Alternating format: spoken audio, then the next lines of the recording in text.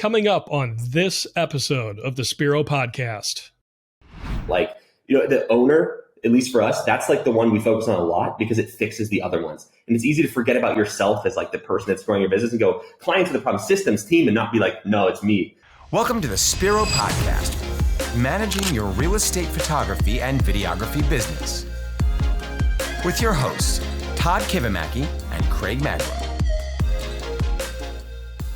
Hi, and welcome to the Spiro Podcast, managing your real estate photography and videography business. Spiro is a software platform designed to really run and manage your day-to-day operations and what you do as a real estate media specialist. I'm Craig Magrum, host of the podcast, and with me each and every week, of course, our co-host and Spiro founder and owner, Todd Kivimaki. Todd, how's it going this week? Oh, it's going great this week, Craig. We have sunshine in Ohio. It's seasonably warm, so it's a great week. It's a fast one though. It is when the date we're recording this, it's the 15th of December. So I told everyone at morning meeting, I'm like, where did the year go? It's crazy. And so it was a great year. It was a good, it was a bad, it was ugly, and then it was a perfect year all in one. So I don't know how to describe it, but it was a lot of really neat things. Yeah, I think everybody's looking forward to the holiday. My wife works at a school and she's like, the kids are squirrely. I'm like, the adults are squirrely, I think we're just all ready. But yeah. So fun holiday times. I have to share with you, Todd, because we like to have a little bit of fun, right? Sometimes please do.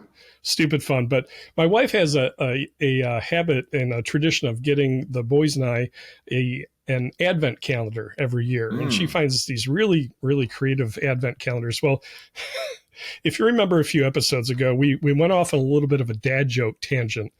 And I usually just get eye rolls from Gail when I share my dad jokes. But she actually dared to, I don't know if you can see this, get me dad joke advent calendar. So for each day of Advent, it's some really a mixed bag of some good and some really, really bad dad jokes. But I have to share one with you. Yeah, please do. Is that okay? All right. Yes. Well, here in the Midwest, we like our farmers markets, right? So I was at a local farmers market the other day, and I have to confess to you, Todd, I did get in a little bit of trouble with the law. I got arrested for disturbing the peas. Great. So yeah, I hereby tender my resignation of host of the Spiro Podcast for really, really bad jokes. But no, it's fun times around the holidays. Craig, the thing I loved about the Advent calendar, it was actually the 2023 version of the Advent calendar, which means they make one every year. Do you have a bookshelf of these? I don't. This is the first time I've gotten one, but I might have to look into that. Well, that's exciting. That's good. Yeah. Eon, right. You've got that's Craig, don't take offense to this, but Eon, that's not a tough one to top, or any listener out there. If you can top Craig's pea joke, please send it to me, hello@spiro.media, and we're going to read it next week. And we're going to have a joke off. So We're losing. Let's move on. We're losing listeners. They're dropping off. Now. Okay, all jokes aside, Craig. So we've done a fun little thing. We started it last week, and I don't even know what.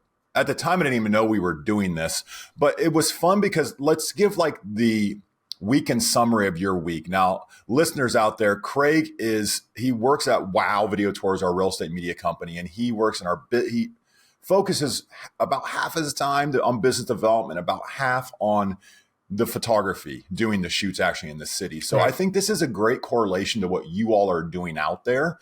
And Craig, just give us an idea. What does the week feel like? What did you do? What was a win? Yeah. So, obviously this time of year, at least in this part of the country where our temperatures plummet, things slow down. The number of listings drops significantly. Realtors have a lot more time on their hands. They're going to awards banquets and holiday get-togethers, things like that.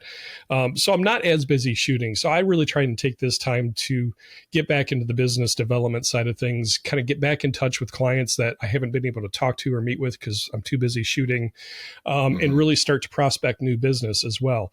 It's a great time for brokerage events, sponsorship opportunities, things like that. So a couple of the significant things that happened this week for me is I had a really good coffee meeting with a associate broker at one of the largest brokerages here in the Toledo area, and brought them on as a new client. And she was, really excited to work with us. Saw what more we could do beyond what she was currently doing, and so that was a huge win. And like I've said in the past, I really like one-on-one meetings. I'm just kind of more wired that way, but those group events are important as well. And another one of our brokerages here in the area, probably the third largest in the area, invited us to be a sponsor at a realtor summit that they're hosting for the second time. They have close to 200 agents that come through this realtor summit. Yeah. And it's an all day event. We've talked on past episodes about sponsorships. Obviously you can't sponsor every event that you get invited to be a sponsor for. You really got to think through, budget, time commitments, things like that. But this was one that was worth us investing in. And so we signed on to that event. It's going to be at the end of January.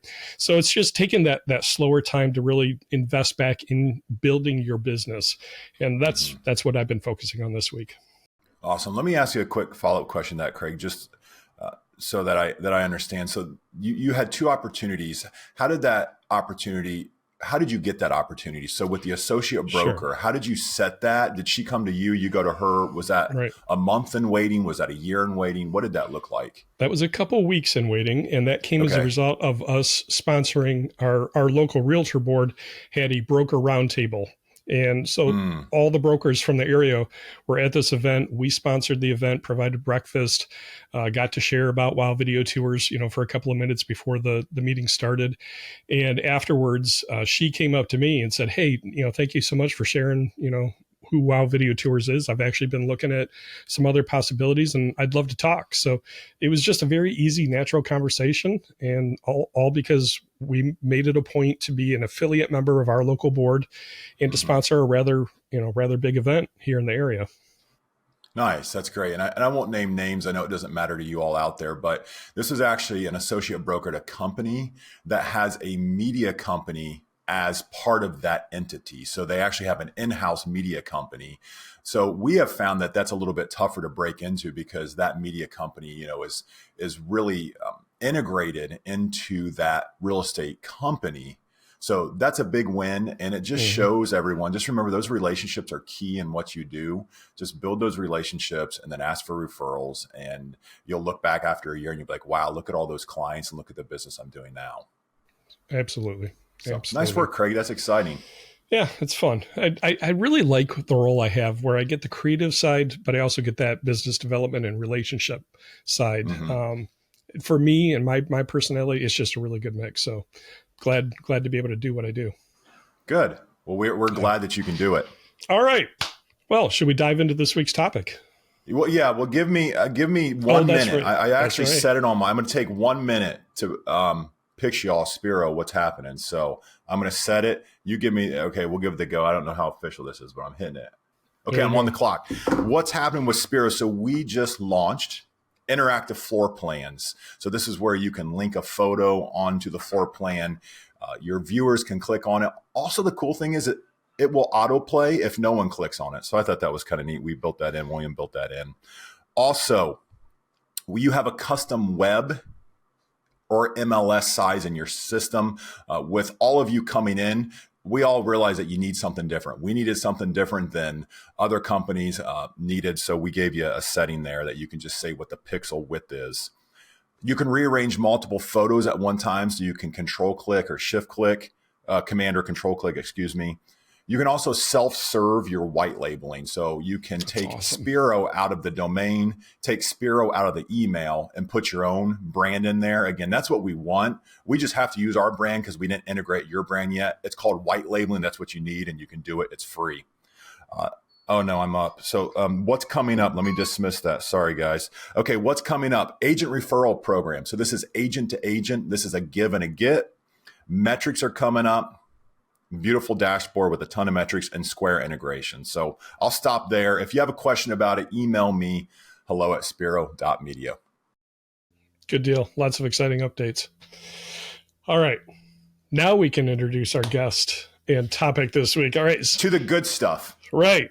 Well, it's been a little while since we had a guest on the podcast, and we enjoy doing it. And this week is absolutely no exception. A couple of weeks ago, we kind of teased that we had an exciting episode coming up. So with that, Todd, I'm going to let you introduce our guest this week on the Spiro Podcast. Yeah, we're ending with a bang here. Very excited to end with this individual. So many of you guys know him. Many of you have learned from him or have taken inspiration or being coached by him. I've gotten to know this individual over the last few months, and it's just been a joy. I'd call him a friend, and it's really great to work with him and just see what he's doing and to continue to put ideas in and see how we can grow the community as a whole. And it's so neat to see what he's done to the community. And he did it light years before anyone thought about doing it. So I love something about different thinking. Without further ado, I know many of you are probably guessing who this is, but this is Eli Jones with the REPP Team. Eli, welcome to the podcast. Todd, Craig, thanks for having me, guys. I'm excited to talk about it for a little bit. Yeah, thank you so much for being on. We're so excited to have you on the podcast today. Eli, let's just jump right in here if you're okay with that. Now, you have looked at hundreds, if not thousands, well, definitely thousands, if not tens of thousands, real estate media companies out there. The life cycles of it, the sizes, and this is one thing that really just intrigues me. And I think all of our listeners are at different phases out there. And everybody, of course, is always looking like, am I unique? Is there anyone else out there like me? Would you mind sharing with our listeners what you see as the phases or the timelines of going from, hey, I want to start a business to, hey, I have a successful business, employees, photographers. Can you just kind of give us the way that you see the timeline is in those stages of business? Yeah, absolutely. So I think with anything, there is an element of uniqueness to your business. And so this isn't to say that your business is just a copy of everyone else's, but something we've learned as we've helped people grow their businesses is that doesn't mean you don't do the same things, right? So you can add your own, personality into it. You will have something that other people don't have that will allow you to grow quickly if you utilize it.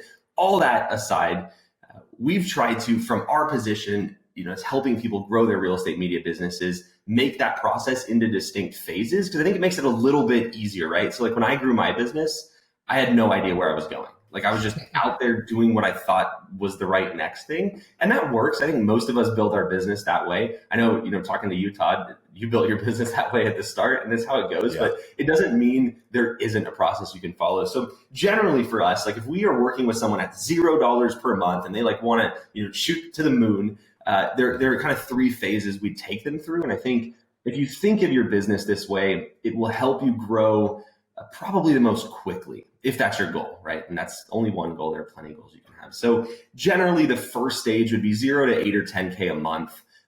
We really consider that the client stage. So I know that sounds funny because you're like, if you're at $0 a month, you still have to learn photos, videos, 3D, you have to learn all this stuff, right? I'm of the belief you can learn all that stuff in like 2 to 4 weeks. And the reason I think that is because all of our new employees at my business, Norman and Young, do that, right? So with the right training, that's the easiest part. I think a lot of people get really stuck on that. I think it's a years-long process. So you go to 0 to 8K or 10K a month, ultimately by just doing everything wrong and getting as many clients as you can. And so that phase is all about just client acquisition. That's hard for people because they think it's about just photos, videos, 3D tours, that kind of stuff. Mm-hmm. You have to have that. That's one part. So focusing on that will get you to 8, 10K a month. Our next stage, which we call forward, but there's no, it's just a stage in your business and there's no clearly defined boundaries. It's just a way to categorize.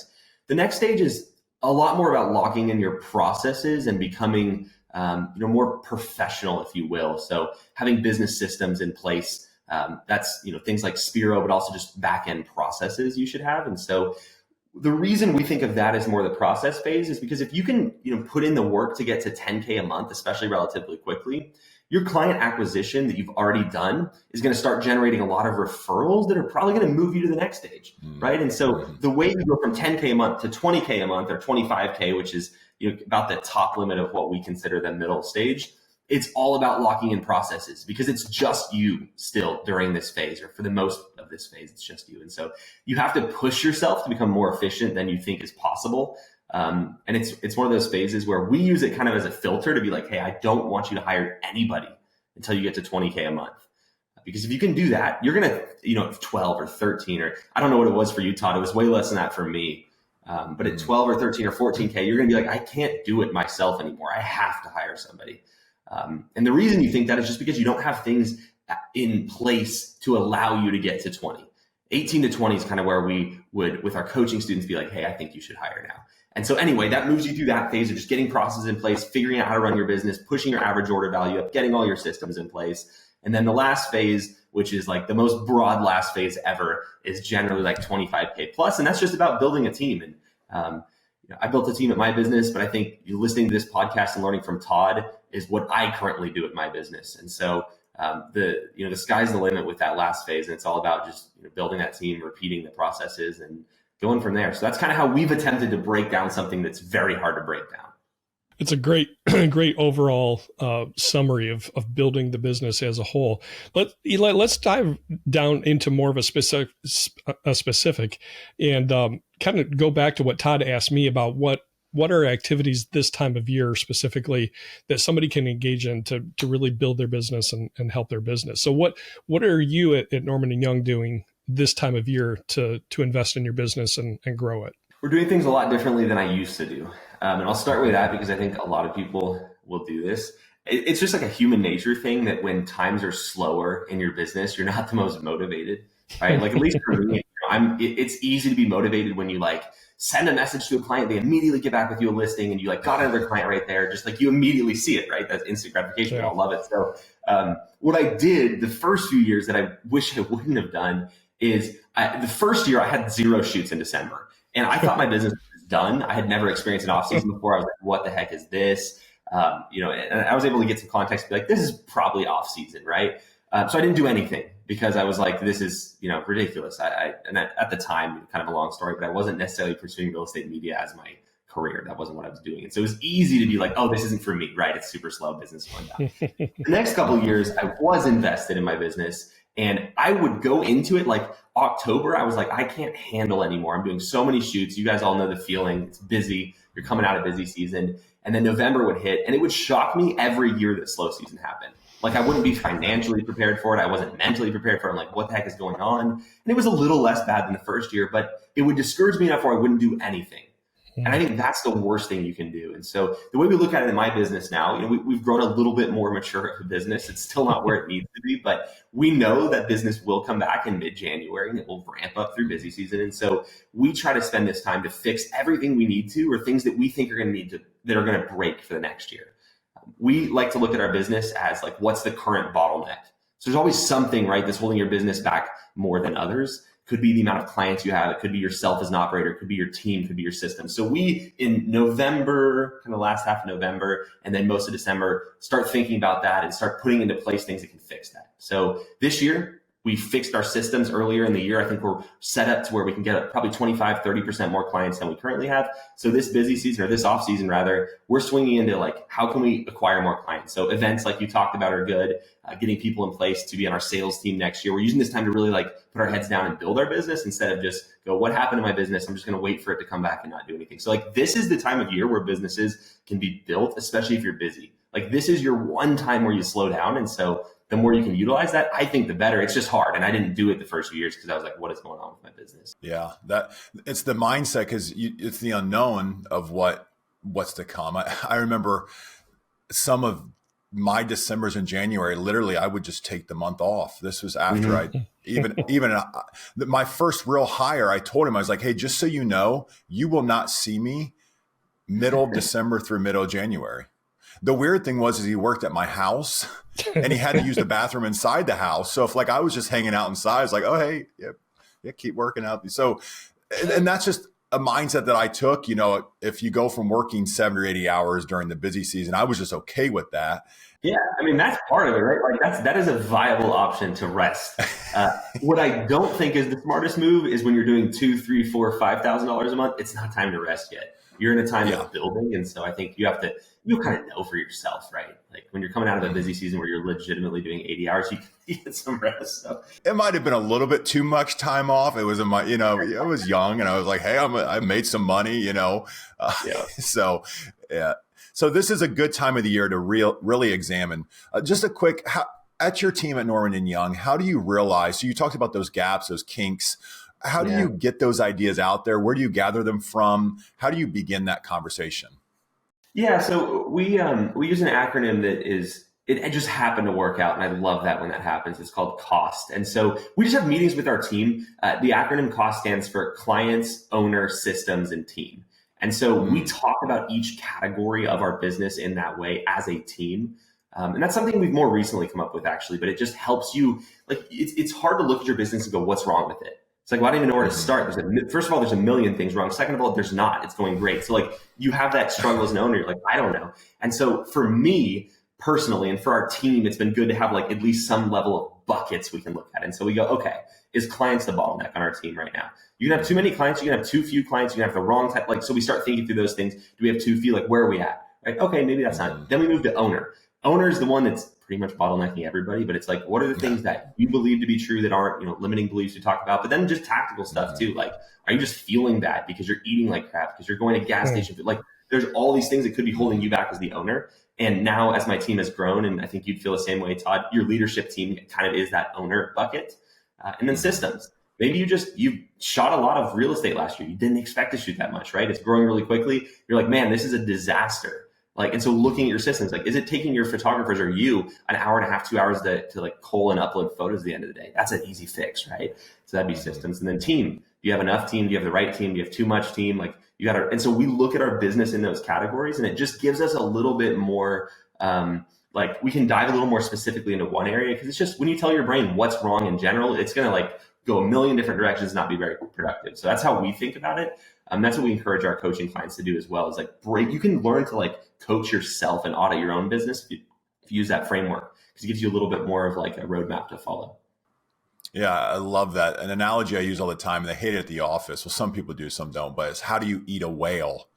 If you think about eating a whale, like you eat a whale one bite at a time. So that cost is fabulous to think of it in those capacities, and then to just tackle one at a time. So I love that. One thing, just on that note, last thing, a lot of people do wrong from my perspective, and this is not me saying you're wrong, I'm right. This is me saying I did this wrong forever, is, chances are you're not going to be equally skilled across the board, right? And so like looking at those 4 buckets, they're probably not all going to be even in your business.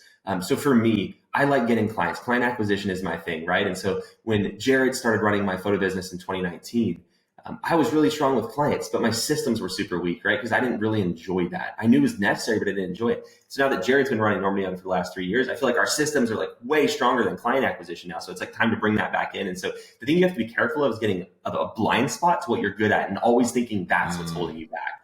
And so if your systems are at like a 95% and everything else is at a 40, like it is much harder to get your systems from 95 to 97% than it is to move the other stuff that's at a 40 or 50 to like a 70. And that's what a bottleneck is, right? It's like there's going to be one thing that's holding your business back more than other things. And so the mature business owner, which is hard to do, which is something I think about a lot, is like, what would a wise business owner do in this case? They look at the easiest thing that they can fix, that bottleneck. And so that's why we think about it in that way. And just a quick note, it's really easy to get like, oh, we need more clients when systems are a disaster because it's not your strong suit. Yeah. Because you're comfortable in that area. Is that correct?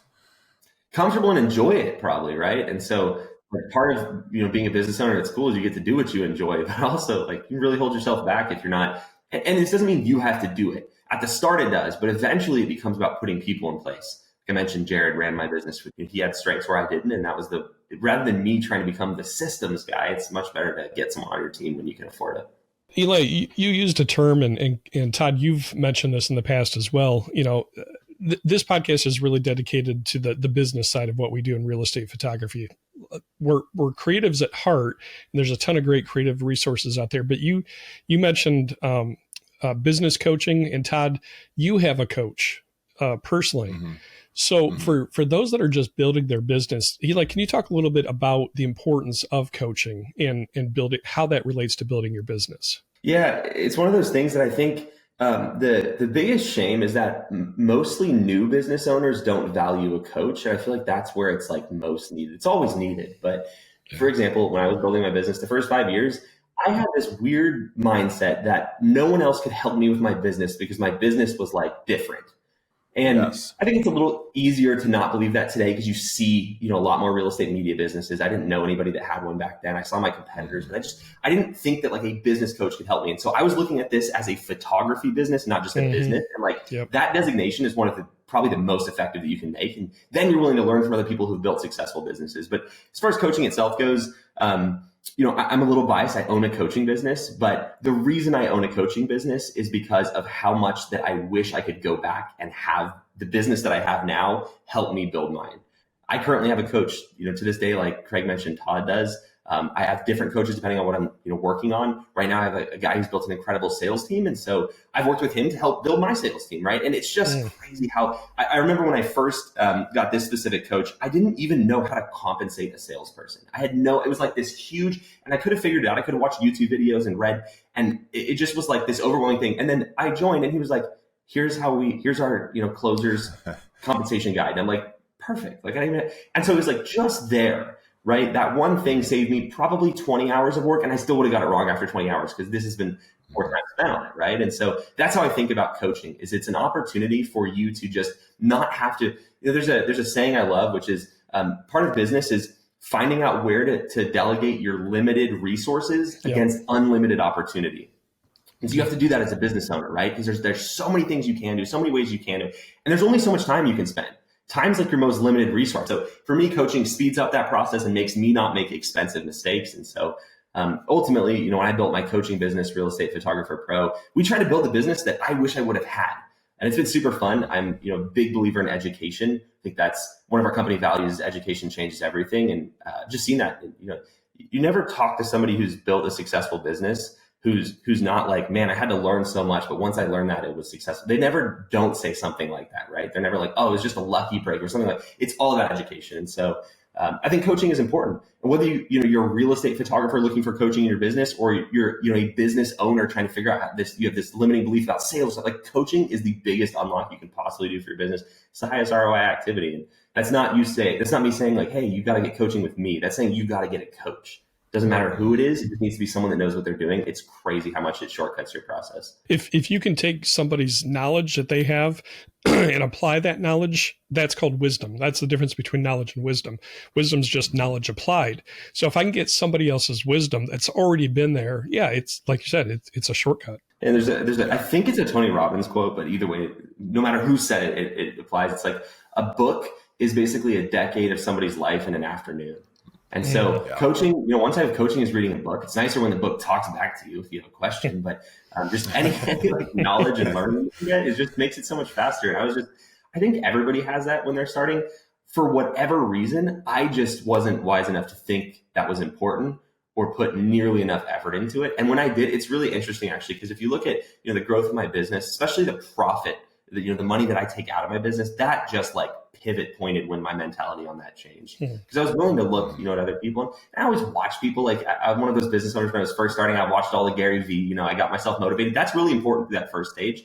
But that was like all I did. It was very surface level. And now I'm like, okay, I have this problem in my business. Rather than go figure it out, who that already has done it, can I pay to talk to for free, build a relationship with, do something for? Like, how do I get that without having to do it? And that mentality that's when you really start to grow a business, in my opinion, at least. Yeah, I think that's such an amazing quality. I'm actually the opposite way in that I tend to want to figure it out myself.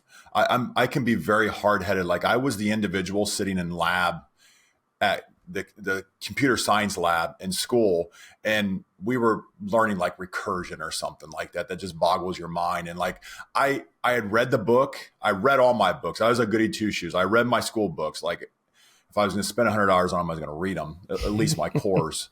And I would sit there for 4 hours, and the professor would come by. He's like, Todd, do you want help? I'm like, no, I don't want help.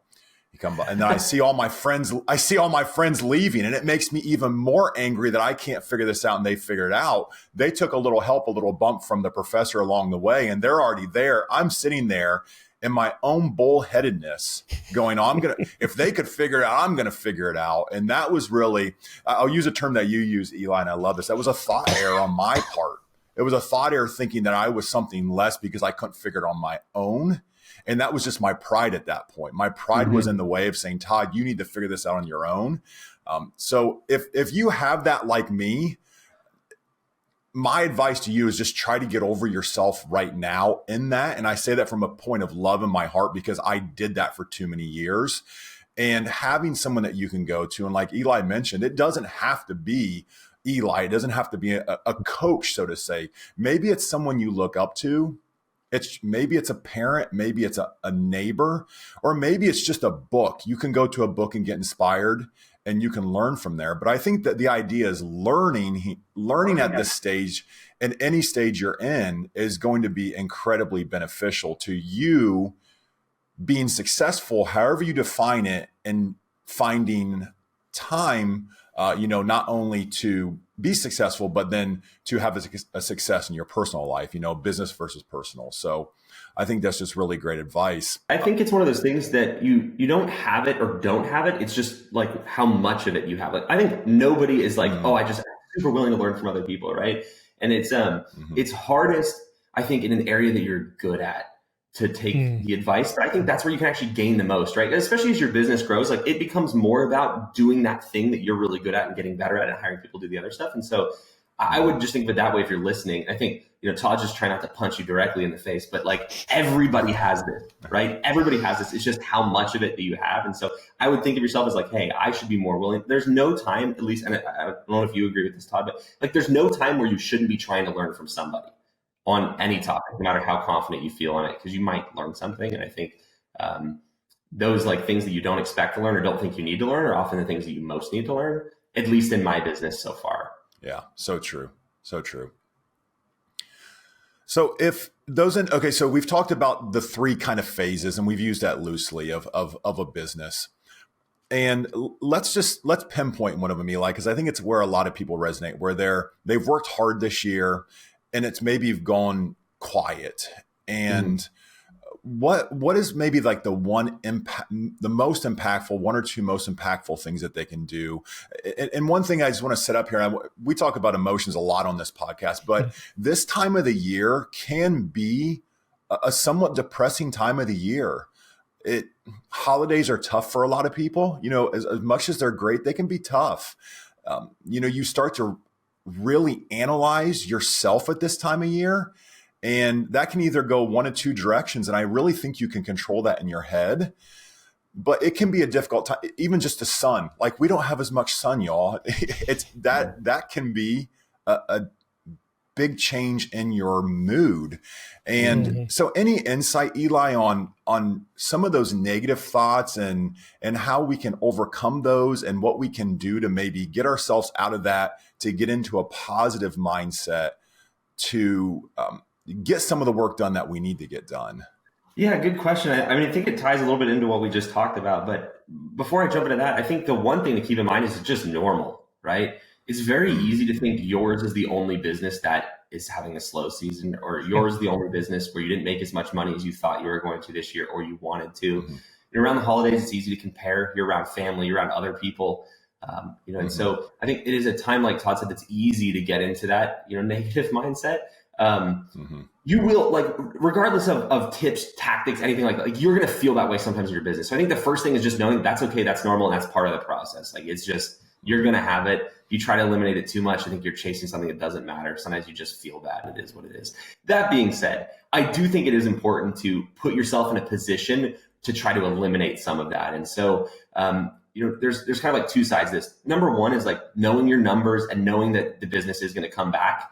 It's really easy, especially the first years of business, to just run an emotional business where how good you feel is based upon literally how much money you have in your bank account, not how much profit you made that month, not your business financials, not how good the last 6 months have been, but how good your current bank account balance is. And that's very common. So knowing your numbers is really important because it allows you to look back and see how your business is performed weekly, monthly. Your business is going well. So like part of that's important. I would say what's more important though is continuing to like read, stay inspired, listen to podcasts like this, and keep your mind from wandering. And for me, what that does is two things. One, it like gives me something to look and get ideas and get excited about. But number two, I think when you have nothing on your schedule, that is like the worst recipe to feel bad about your business, right? And so whether it's trying to get a lot of meetings with your clients on your schedule where you can grab coffee with them, go say hi, whether you're delivering stuff to your clients, that's better than sitting around, right? What other things are better than sitting around? Anything's better than sitting around.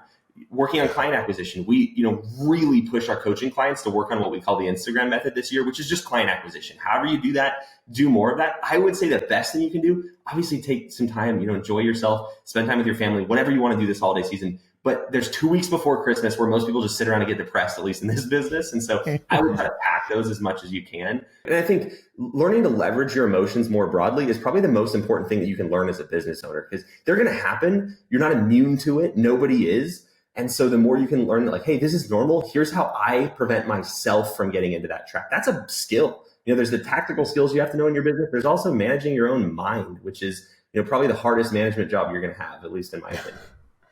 Yeah.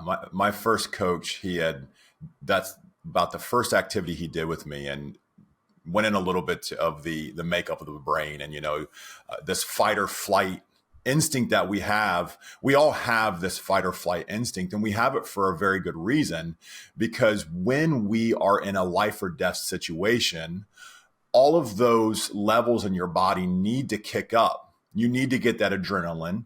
You need to, make quick moves. But how many times have we all been chased by a lion? And, like, that's what he used the analogy for me. He's like, Todd, was it that you were literally going to die? He's like, are you in an air conditioned room right now? And did you have your coffee? And so it was at that point, I was like, oh my goodness, like, yes, I have to get out of my own head and learning to control that. And I still go there. I get emotional, and I tell my people, I tell our team here, like, please just call me out on it. Like I can be dramatic. I use that term, it's like my wife will call me dramatic. Like I can be dramatic, and I'm like, okay, wait a minute.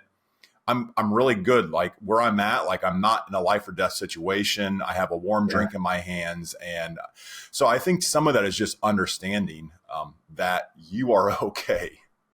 Yeah. Well, and then it's normal too, right? I mean, it's something we all experience, and it's your skill of, so like one thing I do is there's a study that I saw that I thought was really funny, which is basically if you have either heightened emotion in the positive way or the negative way, both of those reduce your IQ. Like cognitively, when they were tested, their IQ is lower. Interesting. Yesterday I had a situation, for example, where it irritated me. And the first thing I did was go, I know that I'm feeling emotion. So let's like slow down. Maybe don't respond yet. Maybe don't make a decision yet. Just wait. And so I think that's one of the biggest things. It's not that you're going to be like, oh, I'm unemotional, I'm a robot. And it's just that when you're emotional, maybe not the best decision to make, best time to make a decision. There's another thing that I thought was really funny, which was basically someone that tracked, like as a founder grew their business from just starting to it was a big exit, like whatever, millions of dollars, hundreds of millions of dollars, actually. They basically tracked the founder's like an outward emotional state. And they found that basically the bigger that business got, the less emotional he became. I don't think it was that he was less emotional. I think it was just he knew how to use those emotions, not let them come through. We all feel it. We're all sad. We're all happy. We're all excited. But just knowing like, hey, that is potentially a red flag that I need to slow down. That's what I try to do, at least when I'm feeling that kind of stuff. That's good stuff. Todd, can I jump in just with two real basic practical things that kind of tie into all of this? Yeah, please. And I know I've mentioned this before, and some people might roll their eyes, but diet and exercise. I have discovered for myself, we're in the time of holidays, Christmas, New Year's, right? Lots of goodies out there. I make Christmas cookies every year. I love my traditional Christmas cookies. I'm also diabetic. And I've found if I'm eating too much sugar, my mind is clouded. I cannot think straight. My emotions get a lot more unmanageable. You tie that in with business and things slowing down, it can be a downward spiral, and it's very hard to get out of that. There's books out there, there's resources out there on the effects of sugar, refined sugar on your brain, on your mental state. So dig into that. We're not going to get into a science lesson, but cut out the sugar if at all possible. That's hard, or at least manage it, right? Yeah. And exercise, go take a walk. Eli, you mentioned, if you're in that emotional state, take a break, go take a 15-minute walk, just get your body moving.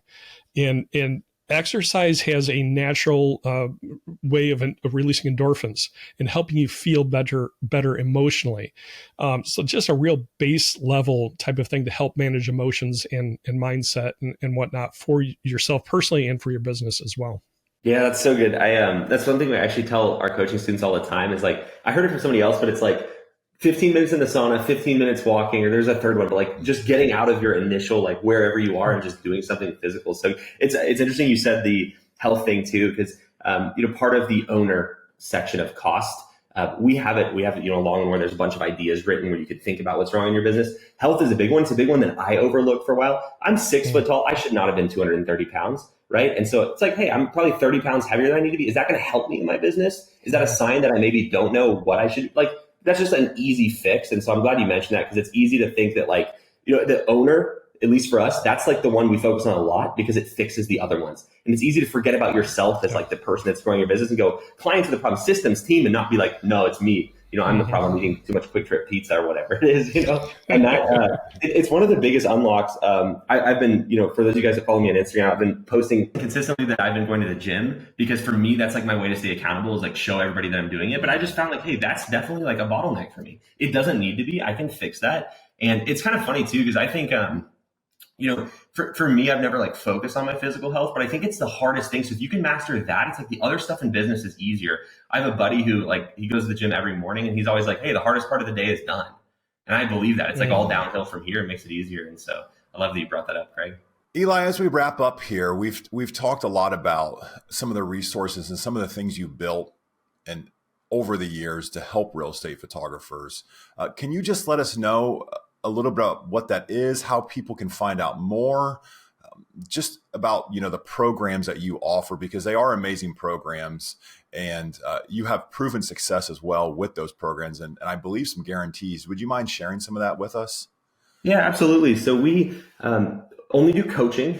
We used to sell just a standalone course. We don't do that anymore because we found that, course material and tactics are important, but what's even better is someone helping you through that process. So we have coaching programs from everybody that is at $0 a month and wants to start a real estate media business to doing well over $25K a month trying to build your team.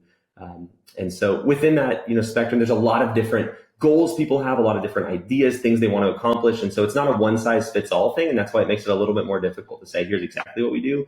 Like Todd said, we do have guarantees for our coaching clients. We think it's important that we put our money where our mouth is and say, hey, if you don't get this result that we're showing you can get, then we should have to pay you for that, right? That's about as direct of a way as you can do that. But that being said, it depends on what you want to do. It depends on what your goals are. And so what I would say is that our programs are not for people who want to do this part-time. That's, one of the biggest things is you need to want to do this full-time. Doesn't mean you have to want to build a team, but full-time is like the first step. And then there's kind of like 3 filters that we run people through, which is, are they coachable? Are they available? And are they accountable? If you're not those 3 things, then it's hard for us to help you, and we don't want to waste your time. And so that's how we do that. But what I would say is before, I think a lot of you probably don't know me at this point. Before you look at any coach, I would do a little bit of research on them, watch the content they have out there. And that's the same thing I'd encourage you to do for me. Is I post a ton of content on YouTube that's long form. I post stuff on Instagram and Facebook, TikTok, all of it's It's Eli Jones. So I would start there with me or any coach and be like, does this person resonate with me? Is this who I want to learn from? Is what they talk about align with my goals and my values? And so that's where I'd start at It's Eli Jones on all my socials.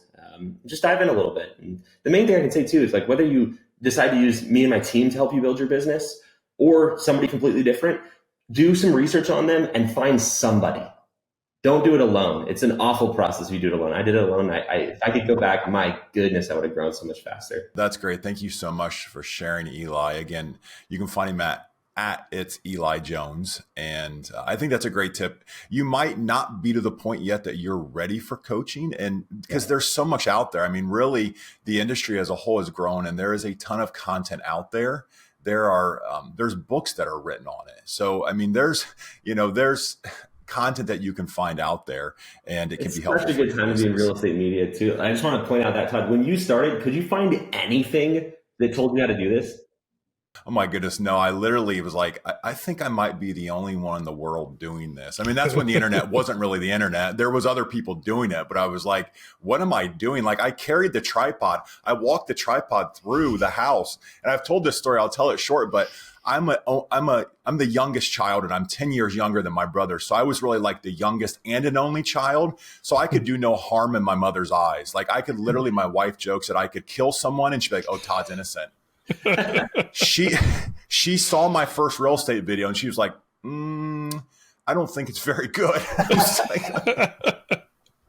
Like the first time in my life, like 19 years of being perfect from my mother. She's like, yeah, this real estate video is no good. Why don't you just focus on development? So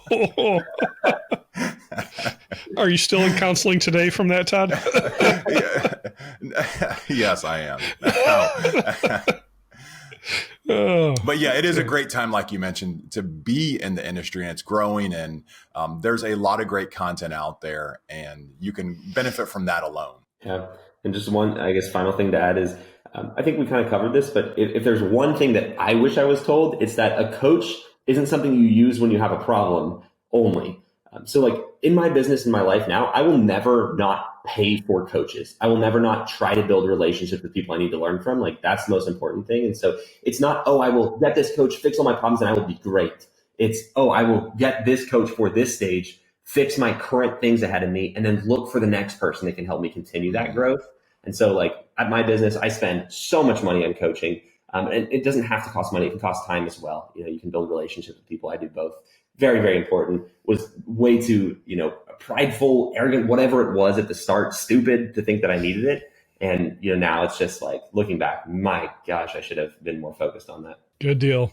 Well, our guest this week, again, Eli Jones from Real Estate Photography Pros. Eli, thank you so much for taking time to share with us and impart some of your wisdom so that we can continue to grow our businesses. We really appreciate you.